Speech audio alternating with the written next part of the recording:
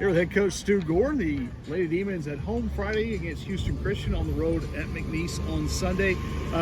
Coach, just one match last week. Spread out over 2 days.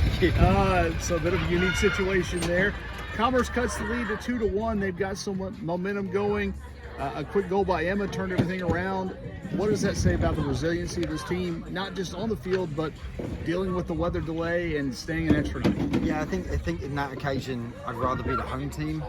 You get to go to your own house, you get to sleep in your own bed again, and it's not, and even, it's easier to get in contact with teachers and all that, and then there's way more panic, and again, you get up when you want, I felt they dealt with it better than we did, but again, they scored.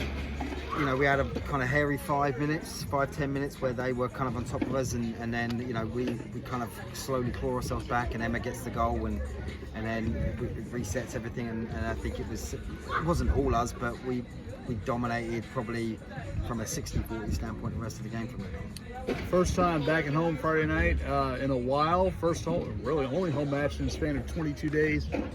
How happy are you to be back home, even if it's just for what feels like a little stop?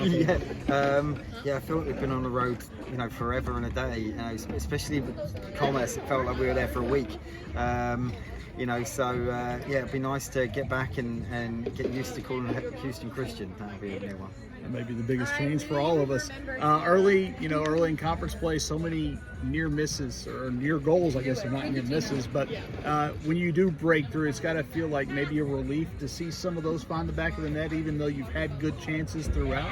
Yeah, I think, obviously we've talked about the season how, I'd be more upset if we weren't creating chances. So we're creating chances, and now, I think when we score, it does settle the team down, and I think they can go into another gear. So it's good to see that we're creating chances and getting multiple people on the scoring sheet. New name for Houston Christian, maybe a little bit of a new attitude. They seem to have turned things around. Didn't have a win in its first 8 games, but beat Southeastern, tied UIW. What kind of challenges do the newly named HU Huskies? I think, again, 2 good results for them. They struggled early on, and I think Chris has probably got going, and now they're up with confidence. And that's the thing is, especially in Southland, the results are all over the place. When we tie SLU and then they go beat SLU at home 4-1, and so anything can happen in this league. We talked about results being all over the place. They were pretty much in the left-hand side last year for you. Just 2 losses, both to McNeese. You'll have them on Sunday.